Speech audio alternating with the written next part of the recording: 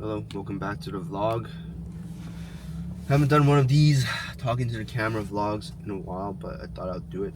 So I'm thinking about some stuff, and it's not really polished thoughts, so I figured I'd just record it here. So today is November 30th, 2024. Excuse me, I'm just chilling right now.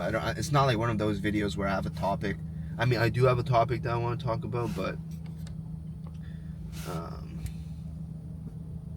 it's not as polished, you know what I'm saying? It's like, it's not me giving advice or anything, it's just me like trying to talk to myself. But I feel like if I'm recording it, it helps me process my thoughts better, because I'm more conscious of what I'm saying, and it feels like I'm talking to someone else, but I'm just talking to myself, if that makes sense. Anyways, so I've been just thinking, like, career-wise,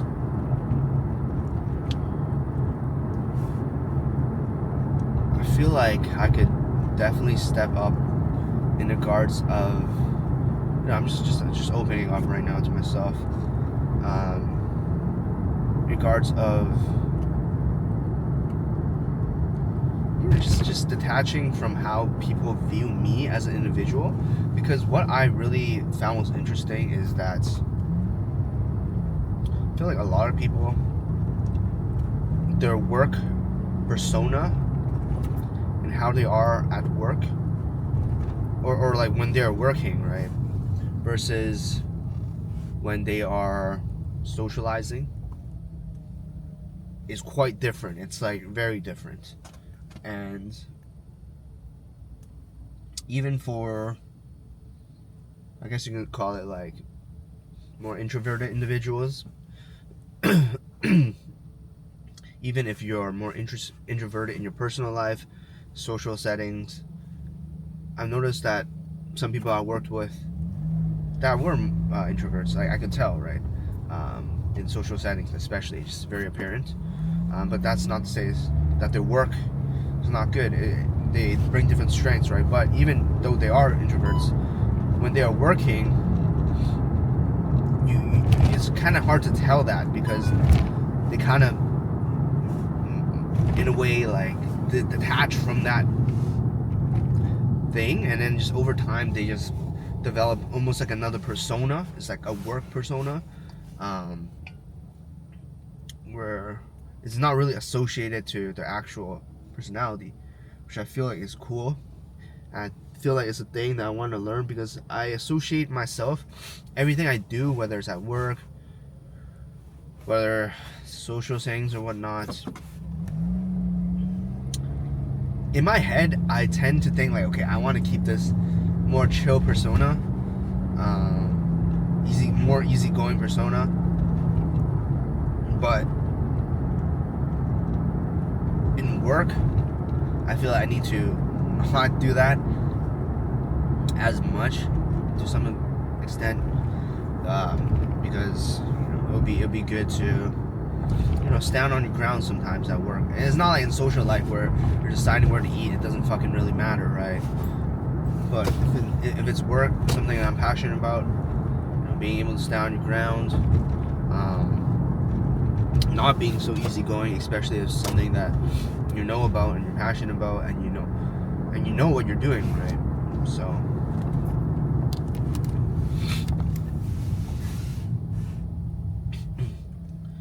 it's definitely one thing that I want to work on for sure.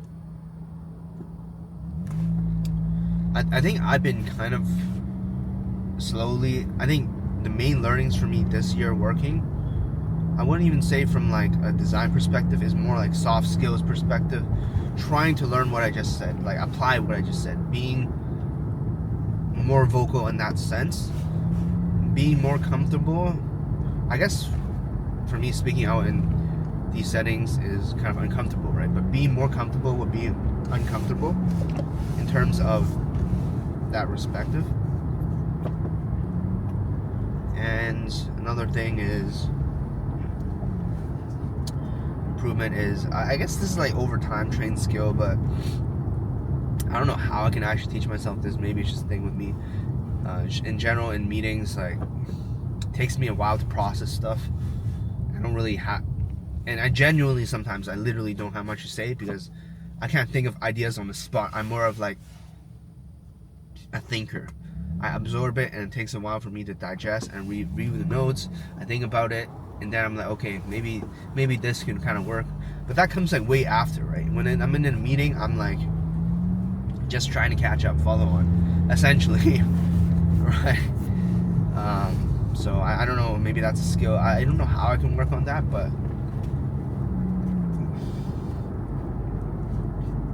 being able to do that is definitely thing I want to work on, because if not, I'll just be every meeting I'll just be like, yep, I'll come back to it, yep, I agree, I'll look into it. Like, I guess that works. I guess that works, but that's like a skill. Oh shit. Yeah, so the reason why I also turned on this vlog is because right now I'm going to an event where I'm acting as, not acting as, like, I guess it is acting as, like, because you're acting as a supervisor, acting as a whatever, what's the better word though, being a mentor for first and second year students for a design hackathon. I think it's a design hackathon. The reason I'm confused is because it's for a PM club, but I guess it kind of overlaps, so it makes sense.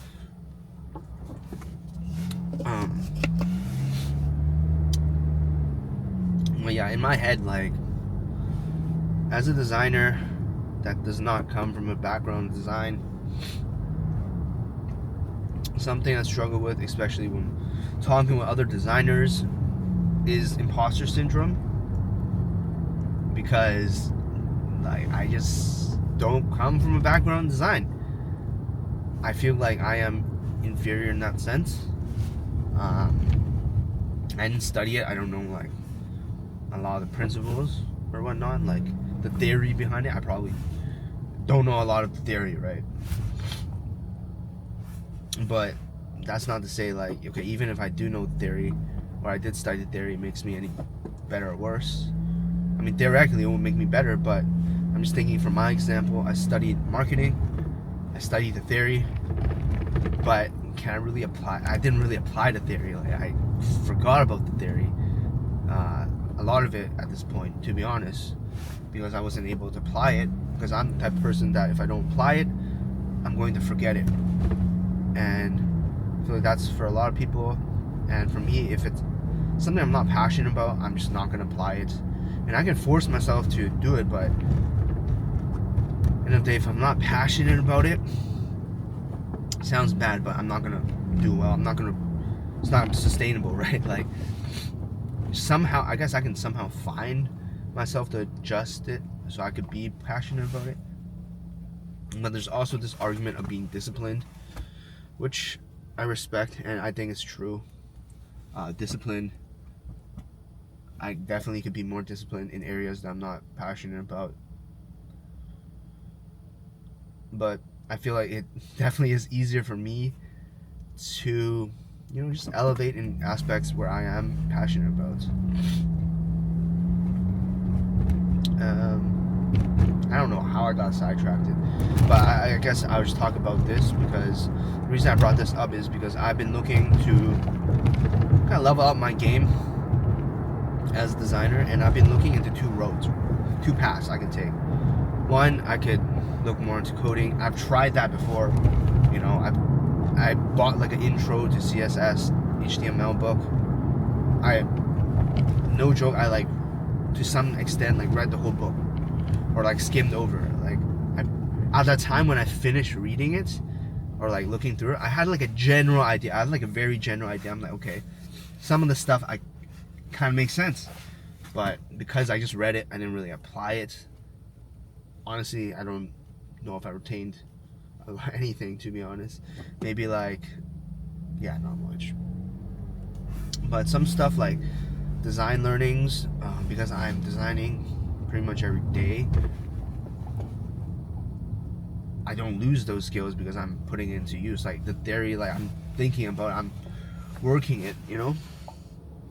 So the two paths I was thinking is coding or graphic design. And I know both of them right now is kind of, well, there are people, it seems that people think that AI is gonna, you know, replace a lot of these positions or do a lot of the work, which I understand, but I don't know right now if it's gonna completely replace it. I mean, I think it could do a good amount. It's just like a helping hand. I don't know if it'll be like replacing. I don't know too much about coding, but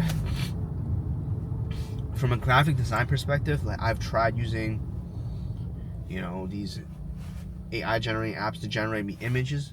They generate me images, it looks nice, but to the specific specifications that I want, it's really hard because it's just some stuff like I need to manually adjust. It can't get it perfect. Maybe I can get me like, maybe if I ask it to generate me like a banner or whatever, it can generate me the general idea of how it's gonna look, but I still have to tweak it. But a lot of the times, it's that general idea that takes a while for people to think of. So maybe that's in the sense where you can leverage AI. I feel like, I don't know, I might be just making shit up right now, but just leveraging AI as a starting point, I feel like, or like an assistant to kind of like bounce off your ideas with.